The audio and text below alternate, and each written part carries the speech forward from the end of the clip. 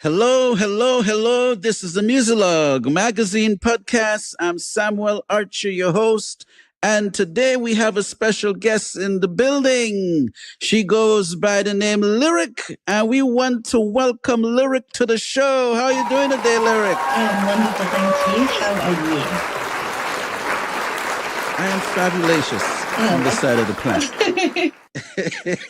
And you could use that if you need to. All right. It's not copywritten yet. Yeah. Fabulous. Yeah. Oh, yes, please do. By all means. And then, when you start getting some money, just donate to the podcast. Naturally. You say, hey, you know what? Here's a little 10 million for, just a little 10,000 pounds. a little, yeah, because you'll be doing so well, right? Of course, naturally. Well, welcome. Another thing too, shout out to Delana Higgins for being the brainchild on this venture that we're on, UK to the USA. How do you feel about UK to the USA? What's your feelings on that? It's literally the most amazing thing that I've been able to be a part of so far as an independent creative. Like, you always wish, especially being from a really small city in the UK, you always wish that you can branch out and go to places and speak to people that are from places way beyond the pond.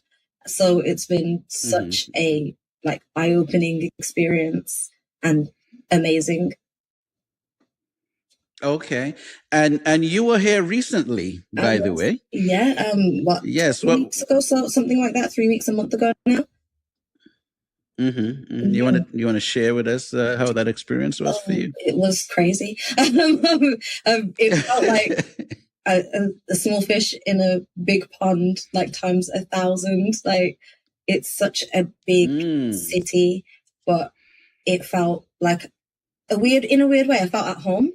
I felt like the place is bustling with people who are themselves, unapologetically themselves. And for a creative, being in a space like that just lights something up in you that you maybe didn't realize was there, or for me was definitely dormant. So yeah, it was eye-opening. What was the when you did your performance, what was the reception like? I felt like it was a mixed bag. So I haven't been on an international flight since I was 15. So that's about literally 15 years of not being on an international flight. So I had no idea how that affects my body. And turns out it affects it a lot.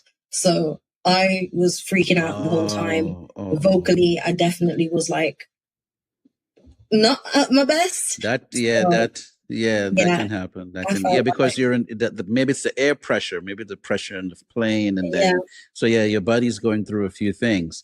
I didn't think about that, but that's a real thing. Yeah, it's something I've written down now as a thing that I have to focus on. How do I make sure that next time I jump on a plane, I'm hydrated, I've moved my body, and I've taken my inhaler and things like that, because I just went out there I'm going on an adventure. Yeah. And I was going to work, and I got work. So, yeah, but I think still, even though I'm very critical of myself. So I'm I don't know how that went. But since the performance, life has changed so dramatically. So dramatically for the best. Okay. There's been a lot of reception, and it put confidence in me, so that I'm I can definitely do this. And I'm pushing myself more, and that's getting me more visibility too. So it's it lit a fire under me, Amen. Well, shout out to Stephen Baird. Yes, big shout Bird, out. sorry. And yes, he's been spearheading these efforts, and I'm happy to see that overall you had a good experience. Now, was this your first time coming to the US? Yes. Yeah, I've never been to the US before. I was amazed flying in. I've never seen anything like it. Just the sheer size of the Hudson River. I've never seen anything like that before. It was incredible. Okay. Yeah, definitely. enjoyed the experience. Well, welcome. Did you try a hot dog? Did you try a No, hot dog? I really wanted to as well, and I never got round to trying it. But next time, I'm going to Central Park and I'm going to get a hot dog from one of the vendors. Yes, you need to get a hot dog. All right, you got to test it out. Yeah, let's try the hot dog. You know, there's pizza all around. There's certain just types of foods that are US based where you put ketchup on it. You know, I had chicken and waffles and from so Applebee's. That was amazing. okay. All right. Shout out to Applebee's. Shout out See, to Applebee's getting some Yeah. love in this interview. Mhm. So let's focus on you, the artist. Mhm. You know, one of the first things that even struck me is the spelling of your name. I just thought that was just so dope. You know, I was like, oh wow, okay. So what was the whole vibe with coming up with a name like that? So I was 12. And Okay. so I was part of this music group, this group of like young male rappers, and they wanted their Ashanti, so they picked me, and they were like, you really need a stage name, it can't be your real name. So I was really obsessed with like doing this because my name's Leah, and I was like, it has to have an L, and I'm still quite like obsessed with the letter L, so I was insistent on it representing me as a person and me as a writer, because I was already writing at that age. So yeah, definitely just thought it has to stand out, and that's what I landed on. Okay, so you were a part of a group. Yes, I've been a part of many and rap groups. and you were supposed to be the Ashanti in the group. Yeah, the girl who kind of like Murder, like a Murder Inc. type kind of a vibe. Oh, exactly. Okay. All right. I'm going to be a little nosy. Are you still in touch with the people from the group? And did the group go anywhere? Did you guys put out something like a mixtape or a record? No, we barely even got to performances with that group. It was quite tragic. we were in secondary school, like high school, so really and truly there wasn't much going on. And I moved so much since I was in that school as well. Like I wasn't going to be really connected with people, and even all the groups I've been a part of, I'm probably in touch with maybe one person from them, but it's because we all live life and grow, have children and such. So we've gone off to live lives. Okay. So whatever that group was, it came together so you can have a name to use today. Absolutely. That's what it was. See, there was value. There was value there. There was value for me in learning how to write a song from like a rhythmic perspective rather than just throwing melodies at things all the time. So I will always give them that. They taught me how to like flow. So yeah. Okay. See. So at least it was a stepping stone to get you to where you are today. Always. All right. So the music you have out right now, because you're featuring some music, is this your first ever released music? This is your introduction to the world type thing? No, I've been releasing music since I was about 16, 17.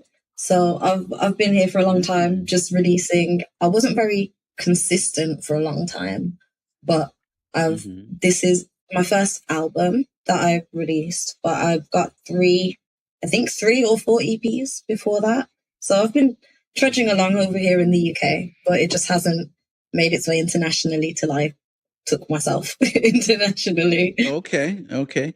So what drives you? What's the thing that actually drives you to keep going at it? I can't do anything else. Like I'm someone who is very obsessed. Like I am so deeply obsessed with music that it's forced me to like learn to produce and to engineer and to songwrite and to sing and to rap and to do everything. Like music is something that I actually can't put proper words to, the way that it makes me feel. So if there was a calling to something, I would say that I'm called to it because I have no actual choice but to do music. Okay. Yeah. I feel you. So now, I'm just being nosy. Are you, I see like the mic and the pop guard and everything there. So you're in your studio right now? In my little home studio, yeah. So there's one that I work out of as an engineer. Mm-hmm. But currently I just set up at home when I'm demoing and stuff. So yeah, I'm set up there. Okay, so you made an investment. See, I did, yeah, like long that. ago. Yeah. Invested in myself when I was 17. Bought KRKs and a Focusrite and this exact same microphone that I've got here, which is like an SE X1, so it's an old microphone. But it's got me through. It's really got me through. Okay, so, and I'm sort of digging the fashion a little bit. So let's talk about the fashion. What's it's Muzilog, it's Muzilog.com over here, entertainment, music, and culture. We work it in. So tell us a little about the fashion that you got going on in the interview. So this is like a entire dress, a blue dress that I got. Don't ask me where I got it from because I cannot remember for the life of me. However, I am I'm very deeply like inspired by the 90s R&B fashion, but I'm also like a little tiny bit of a boy. So I'm always trying to like find something that doesn't make me feel too like constricted, but still is kind of structured a little sexy, a little, but not too much because I'm also like a road man. So there's like a free spirit vibe going here. Yeah. So as long as I got a sleeve and a collar, I'm happy. I love a crop top. I love anything that's like kind of shows. I like like a slither of sexy, like a little boob moment, a little tummy moment, a little leg moment, but not too many together. All right, cool. Now, does that all play a part in your creativity as well? Like when you're writing a song, do you visualize like how it's going to be? Like you have a perception of like how you're going to release it, like the look, the image. I write it like I'm in the world of the song, so I don't really think about it in the like sense of okay, it would look good if we have this lighting or if we had 7 people in the room. It's more like I'm in the moment and I'm writing from being inside of that moment. So that's it more often than not. I got to kind of set the scene for myself in my head and then sit in that and work from there. And I'm curious about your musicianship. Do you play an instrument or you're messing with a guitar, keyboard? What's happening on your side? Keys just a little bit.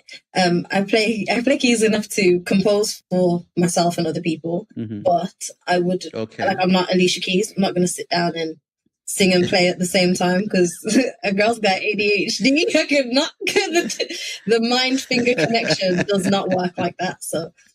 Yeah. Alicia and what's the other one? John Legend. They're monsters on the keys. They are incredible. And then to sing with it, you're like, oh my God, mad. Right? Yeah, it's how I feel when I watch Anderson .Paak play drums and sing at the same time. Like, dude, you're already doing 17 things and then you're like singing and rapping. That's incredible. Oh yeah, he's another beast. Yeah. All right. So who would be some of your influences? Definitely Andy.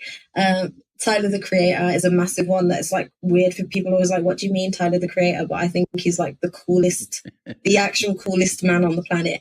I'm naturally old school R&B vibes. Like I'm very, very taken by like Toni Braxton, Faith Evans, Beyonce, Whitney, Mariah, the typical like R&B sensations, the people who knew how to really like perform a song. But I'm also just taken by anyone who is unapologetically sorry themselves, like Doechii, Tyler, like I was saying.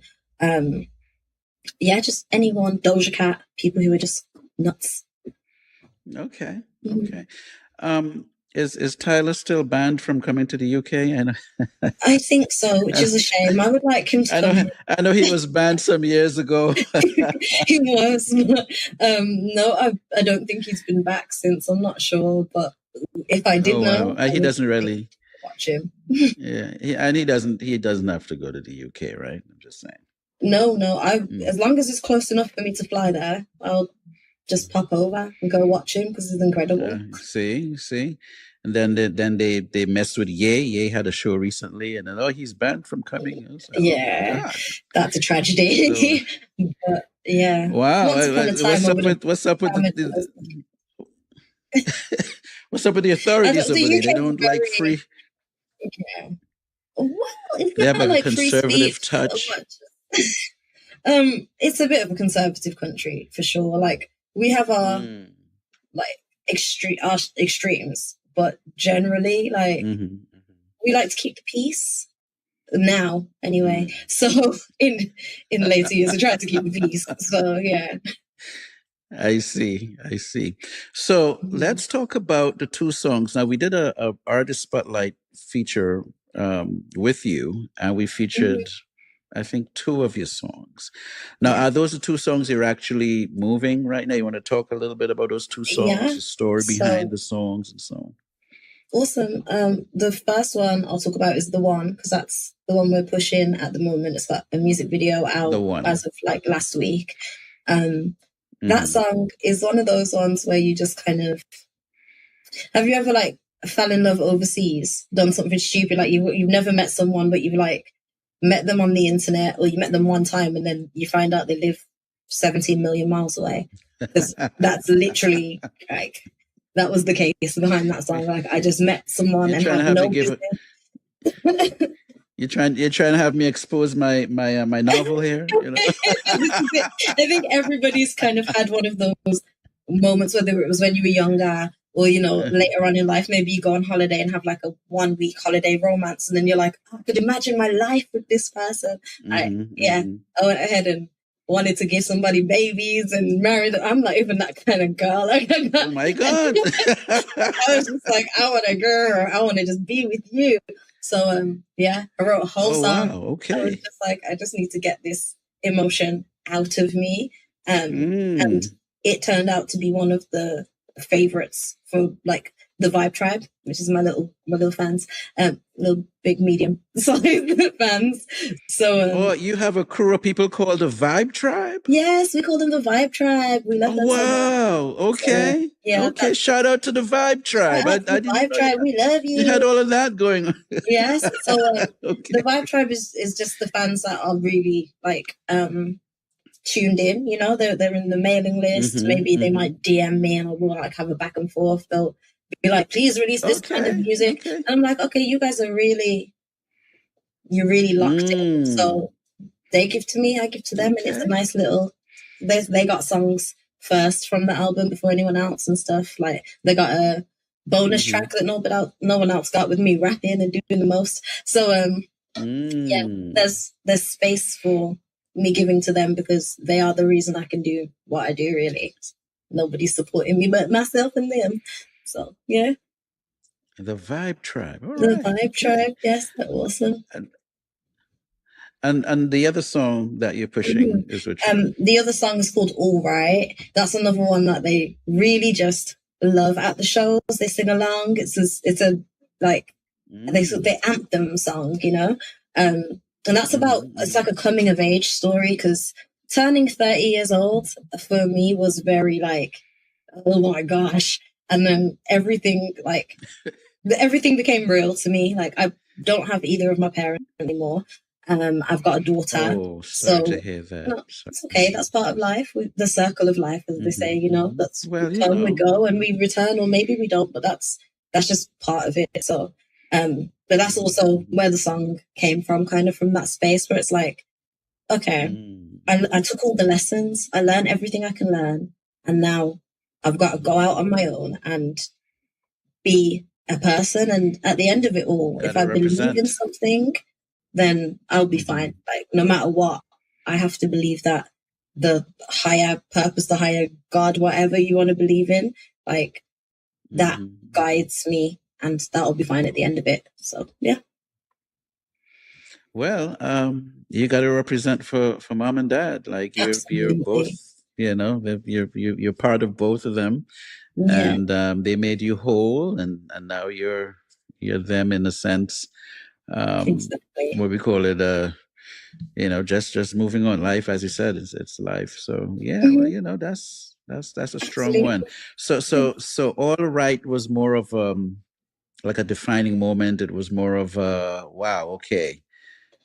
you're not in Kansas anymore, right? Yeah, literally. The first line is time to accept I'm grown. Like, I had to really wake up and be like, I am an adult. Like, what do you mean? I was like 12 today, and now I'm a big girl with bills to pay and a child of my own. Yes. Like, it's time to just run out into the world, like, till the wheels fall off. So yes.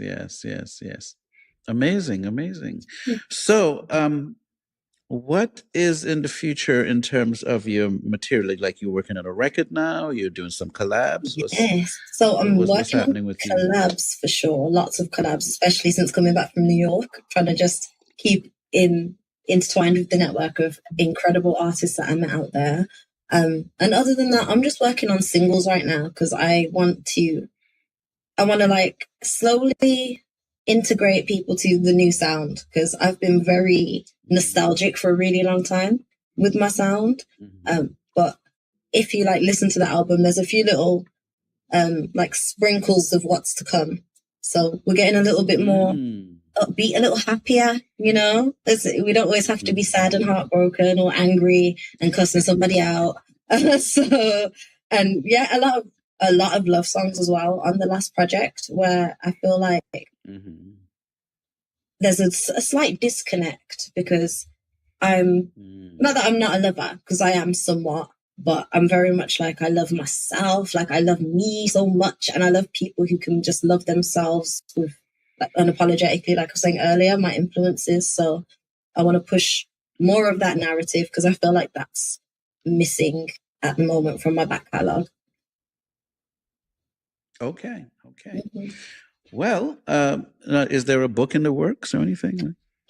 Book, maybe. I mean, my life has been a little crazy, so it would be nice to, you know, maybe get myself a little Netflix documentary or something, you know. But in terms of, I actually do have a book on the way, but that's for something totally separate with my engineering and production stuff. So I really love to work with females and get them into the studio, because there's not enough of us behind the desk and stuff. So working with them, I find a lot of the terminology in the studio, it like kind of goes over people's heads and gets like mixed up. Even saying something like, I'll bounce out a track, if you don't use Logic, most people don't know what you're talking about, and there's a whole lot of different nuances. So I wanted to make like a guide of, you know, if you're a baby artist in the game, here's a little, before you come in the studio, check this out, so you don't miscommunicate what you need, because that happens all the time. So yeah, you see, I was feeling the author vibe. Yes, definitely. I do like a little writing, you know. All right, so we'll definitely look out for that. Any shows or any type of a thing, or are you just going to work on singles? At the moment, I'm working on singles. I would love to do another show, because I did one in November, like a big album release show, and it was amazing. That took everything out of me, because I think as an indie girly, sometimes you're like wearing way too many hats. Like it's piling up, cat in the hat vibes. Like it's just too much going on. So when you're curating your own show, when you're like buying all of the different bits and bobs just to make the room feel correct, and then you're still doing rehearsals and you're paying the band and it becomes like a whole project in itself, just to do one. It's a task. Yeah. And instead of just jumping on the bill at people's events, I like to like kind of do my own and then get other people on the bill, because I've been doing it for so long. I can kind of help them build their fan base too. So yeah, it's a lot. Hopefully we'll get one coming soon though. So I'm just gonna tax your indie artist brain a little bit. Yes. What was it like developing your audience? Because it sounded like when you did the show that you had, was it a place that had maybe, I don't know, 300 people? I wouldn't say that many. It was still a very small curated show. So we had just under 100 people turn up. We sold CDs. I've got one here. So we sold CDs with the ticket. Always. And it was like mostly just the people from my city that turned up, which was shocking, to be honest, because I've felt a little bit disconnected from the scene for a really long time. So doing that was like, oh my gosh, the Vibe Tribe's here too. Like, you guys are just so a little bit of absence made the hearts grow fonder in I terms of think the so. audience, and then There was that, okay, and then you also had the like Vibe Tribe. yeah. There's when you're in a small place, there's like a desperation for everybody to see you at all times. Like, you want to be at every event, in every space, on every lineup. And that kind of creates this thing where everyone's used to you. Everyone's just seen you. Everyone knows you. And they kind of stop looking at you like an artist, and you're more just like another person in the room. So I think it's really important to make good decisions about where you are and why you're going into those spaces. So yeah, like I said, absence definitely made the heart grow fonder. People you haven't seen in years turned up and paid their money, supported, and I was like, okay, you guys can see that my mind's only been on this, just making sure this happens. And yeah, it worked out. So hopefully the next one, 300 people, 500 people, 5,000 people, and we'll keep going from there. Well, yeah, I'm saying even if you had 20 people, that's pretty good. Like it's from an independent standpoint, it's you're not in the echelon of the superstars and epics and where they're selling out stadiums. Exactly. But at least from humble beginnings, and is this your first show, or you did a few leading up to this? I've been performing my whole life. I've been on stage since I was 4. So like, performing is very much ingrained in me. But in terms of something I've curated on my own, that was the first time. Like, I've done gigs all around Birmingham, UK. That's kind of like the normal trajectory, I guess, for us here. We just kind of dot around in different places. But yeah, this was the time that I decided I'm going to do it how I want to do it, with my sound engineer, my band, my self being the host, and just like making sure it was the people that wanted to be there were there. And yeah, it was just beautiful. Okay, great. And I'm hoping that the other artists that are up and coming take note. I personally think that what you did is literally like the new model that an artist has to look at, because you can't really depend on a promoter to get you, or someone to say, okay, let's get this person to come here, or let's give this person a record deal, or let's get, you have to like really, it's sort of like that market right now. You got to step out, rent your own venue, sell your own tickets, pay your band, pay your sound, and like really get into the nitty gritty of all the different things, because, and then you're paying too. You got to pay this thing out. There's an overhead. And I think artists today, they just have to learn about that model and adopt that model to propel. Because it's kind of really tough right now. It's kind of tough. So I like that. I like that you were able to share. Go ahead. I'm sorry. I think no, it's fine. It's an expensive thing to do when you like do adopt that model. So I think that's a big thing for indie artists. But like, that's where networking is like your best friend. When you're at a venue and you talk to the guy who owns the venue and you say, I want to do a small show, 50 people. Can I do it on a Tuesday night? Do you know what I mean? Where there's no one there, it's not busy, and you kind of have to like hustle. It's hustling. You gotta really hustle to get it like how you want it, and still be able to like eat tomorrow. So yeah, you got to, yeah, and you found a way to make it happen. Absolutely. And then you had CDs, so you had to get the product ready, and it's a lot. So, and these are things that artists also need to take note of as they're on the journey to success. So yeah, amen. So when I have guests on here, I like to personalize them a little bit. Okay. Yeah. So what is your favorite color? My favorite color is purple. Most people think it's pink, but it is purple. Like, I like a good Cadbury chocolate purple. It's beautiful. Okay, so now purple is royalty in some aspects, but what drew you into purple? I think it looks like the color of magic. I think for me, like I kind of want to dive into it. There's no other color that makes me want to like be submerged in it like that. So it's purple for me always. Okay. Now, do you have purple outfits and? No, it looks terrible on me. It's such a shame. Oh, Whenever I wear wow. purple, I look washed out and ill, and I'm like, oh, okay. So I hold it in my heart. So you it's something you like, but you can't wear it. Yeah, that's why I went for pink, because I can wear pink, and it's like, all right, this is close enough, but not quite. It sort of lifts. Okay. Yeah. Okay. Now Prince had nothing to do with this. No, Prince didn't. Even though I love Prince. I love Prince, but I can't say that he was the influence behind the purple. No. Yeah, he's known as the purple one. So I was just wondering. All right, so now that we've got the color thing out of the way, on a good day, when Lyriq is home and Lyriq is about to go in the kitchen, and everything for your favorite meal or dish, whatever you call it, over on your end, it's either in the fridge or the pantry, ready to be, prepared, and you're going to go through the process of making whatever this dish is, or this meal. What would that meal be? Oh, at this current moment, it's going to sound like the most random things, but trust me, roll with it.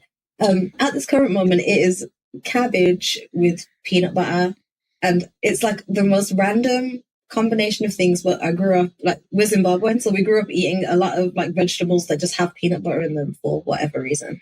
And I love it so much that I will just go and make a skillet full of just cabbage with peanut butter, a little bit of onions in it, and just like eat that with some noodles or some rice. I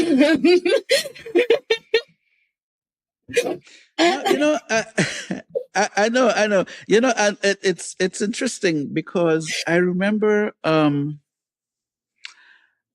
was a part of a delegation. We were going to go to Senegal for an event, and we had this like a send off in Manhattan. You went to Manhattan recently. I lived in Brooklyn at the time, so we go to Manhattan, and it was a Senegalese restaurant because we're going to Senegal, right? In West Africa. And some of the food they had did have a peanut butter taste to it, like it was part of the cooking kind of vibe. Is that what we're talking about? It's sort of like a connected type thing, or it's sort of like. I don't know why, just generally as Africans, we all really like peanut butter. I don't know if it's just because like we grew up with like grandmas making it in the garden type vibes or something. But like my whole life, it's been, if you have cabbage, it's either like steamed down with just a little bit of salt and pepper and paprika, or it's served with peanut butter. So like, that's just how I know it. It's not like just cabbage and then a dollop of peanut butter from the tin. Like you kind of saute. Yeah, no, I didn't take it. Yeah. I didn't take it like that. But just in case anyone else saw my face. yes. When you saw my face like that, I was like, I've heard this before, or I've experienced this before. Yeah. You know. So you have roots like in either Ghana or Senegal or Zimbabwe, Nigeria. So Southern Africa. Yeah.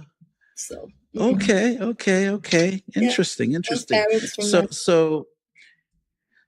But okay. So my question would be: would that have been from a heritage, or just that part in the UK? No. I definitely say that's a heritage thing. In terms of like, if I'm eating UK food, maybe I'll make a pie or something. Like I don't. I like ethnic food, so I tend to eat that rather than eating like traditional English food, except a roast. I will eat a roast on a Sunday, every Sunday. Me and my daughter will make a roast. So that has to be done with Yorkshire puddings and roast potatoes and a whole bird. And yeah, it's a whole thing. It's great. Okay. Now, when you either do the cabbage with the peanut vibe, peanut butter vibe, or the roast, what are you drinking that with? Oh, If I'm being PG, then it would be an iced tea. If I'm having a great day, then it would be a glass of wine. And I'm not fussy about the wine as long as it's a big glass and it tastes good. Now, are you sipping the wine while you cook, or are you sipping the wine at the table? I know. Okay, no, it's a good question, because if I'm cooking for me and my daughter, then I will have the wine while I'm at the table. If I'm cooking for myself, then I'm putting the wine in the food as I'm drinking the wine as I'm cooking the food. It's a little bit different. You asked a good question. Okay. I see. So it depends on the situation. Yeah, it depends on the situation, definitely, for sure. But my general drink of choice is a shot of tequila. Like, that's, if I'm going outside, tequila vibes, for sure. Oh, okay. All right. All right. She's a party girl. Okay. I'm going to leave the party stuff out, because we mightn't want to hear what that sounds like. No, but if you know, you know. Okay. You see? All right. So my third and final question is, who are some of the people you've been listening to, like in the last week, in your MP3 player? It would be probably Giveon. His last album has been on repeat nonstop. That is one of the most incredible Giveon? projects. Yes. Other than that, I don't know him, but he's UK. He's no, US. he's a US R&B artist. But Giveon. Okay, yeah, maybe my daughter knows him. Yeah, probably. He sang that like I want you, that song. But okay. Yeah, good tune, very good tune. What else? Who else? I mostly just listen to Tyler the Creator and anyone else that comes on with him, to be honest. It's always Tyler, Kendrick. All I listen to is rap music. All I listen to is So, every once in a while. It's okay. Because deep down inside, like I said earlier, I'm a boy. I'm a road man. So when I'm not like dressed up and doing all pretty, I'm in my house rapping. I'm rapping. So yeah, once in a while I'll have the R&B on if I'm trying to like entertain. If there's people coming over or whatever, I'll be like, I'm an R&B singer. Here's my R&B playlist. But if I'm by myself, the music is loud. I'm listening to NERD, listening to Tyler the Creator, and I'm just being crazy. Okay. Yeah. All the voices and that hit for it. Amazing. So, is there anything that you wanted to talk about that I didn't get to ask you about? Not particularly, no. But I would like to definitely tell everybody to go check out my album. To go check out the website, check out the merch. If you like what you hear, buy some. Buy it. So yeah, that'd be great. If not, then yeah, the best place and space to support me is my website, Bandcamp. And stream me on Spotify if you really want to. Okay. Yeah. I'm going to go to Bandcamp. I didn't think about Bandcamp. I know your record is also on Spotify and Apple and so on. But I would want to sow a seed into your career, into your path. Thank I'm you. going to check you out on Bandcamp. And I know you're going to get a little cha-ching from a little cha-ching. That. There we go. And I always try and push the website and the Bandcamp before I push the streaming platforms. So my numbers may look a little low, but I do that. It's on purpose. Like, I really want people to connect with me personally. I have handheld stuff for a reason. Like, this smells like my house because that's where I keep it. So, like, do you know what I mean? Like, it's a lot more personal when we do it that way. So if that's what you guys are like, if you like that vibe, definitely for sure do that. I want the indie artists to pay attention. Oh, thank you. Because you said the right thing. Pushing your website and the Bandcamp first. And then the extra crumbs would go from Apple and all the other DSPs. out there. So yes, you give us some good game today. So Thank really, you. really good game. I try. This has been a wonderful interview. We, really great chopping it up with you today. I know we're going to do this again. Absolutely. Consider yourself family. When you have anything to share or post, we'll post it from this side of the pond. Awesome. And support, because Muzilog, we're global. It's a whole global platform, home of indie artists. So meeting people like yourself is our joy, and I think it's our purpose. Oh, I love that. It's been a pleasure. Thank you so much. Yes. So continue to make. Oh, by the way, just for the audience, I'm in the US, you're in the UK. It's now, it's like 8:40 something. Yes. So it's what time by you? 1:40 something. 1:40 something. Yes. All right. So it's morning by me. It's afternoon by you. Look at that. Cool. And we're meeting on this cool platform here, thanks to for technology. But shout out to the Vibe Tribe again. Yes, we love the Vibe Tribe. Yes, and Delana Higgins, shout out to her. And you continue to make it a great day today. Thank you. You too.